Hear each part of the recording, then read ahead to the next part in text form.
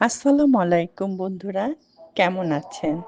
আশা করি ভালো আজকে মিলি ফুল বা কাটা মুকুট ফুল কিভাবে কাটিং করা যায়, যত্ন নেওয়া যায়, কিভাবে মাটি প্রস্তুত করা যায় এবং প্রচুর গাছে ফুল ফোটানো যায় সে সম্পর্কে আপনাদেরকে জানাবো।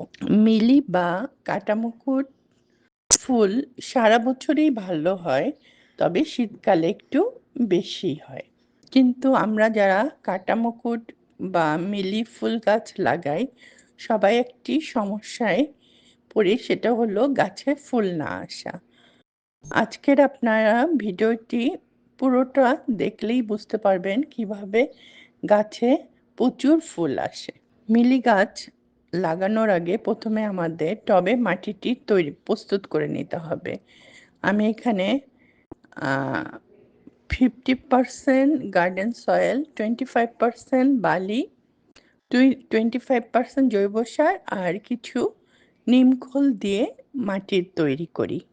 আমি মাটিটি এমনভাবে করেছি যেখানে ড্রেনেজ ব্যবস্থা ভালো থাকে, কারণ মিলি ফুল গাছ একটা ক্যাকটাস জাতীয় ফুল। এখানে পানি জমে থাকলে গাছ মরে যায় বা ফাঙ্গাসের আক্রমণ হয় সহজে। এই গাছের ডাল থেকে সহজে কাটিং করা যায়, সারা বছরই কাটিং করা যায়, তবে এপ্রিল মে মাসে কাটিং করলে ভালো হয়। এই গাছের খাবারের খুব একটা প্রয়োজন হয় না, তবে 3 মাস পর পর পটাশ জাতীয় সার, যেমন কলার খোসার পানি বা পেঁয়াজের খোসার গুলানো পানি আমি মাঝে মাঝে দিয়ে থাকি।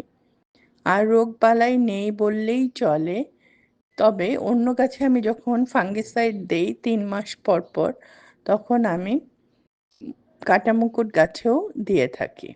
আমি ফাঙ্গিসাইড হিসাবে নিম তেল স্প্রে করি 3 মাস অন্তর অন্তর। এই গাছ রোদ খুবই পছন্দ করে, এই জন্য ছাদে বা বাসার যে জায়গাটায় রোদ আসে সেখানে গাছটি রাখলে ফুলে ভরে যাবে। আমার পদ্ধতিগুলো ফলো করে আপনারা যদি কাটা মুকুট গাছ লাগান, ফুলে ভরে যাবে আপনার গাছ। আর দেরি কেন? যদি গাছটি না লাগিয়ে থাকেন, গাছটি তাড়াতাড়ি লাগিয়ে ফেলুন। আজ এ পর্যন্তই। আবার দেখা হবে নতুন কোনো ভিডিও নিয়ে। আল্লাহ হাফেজ।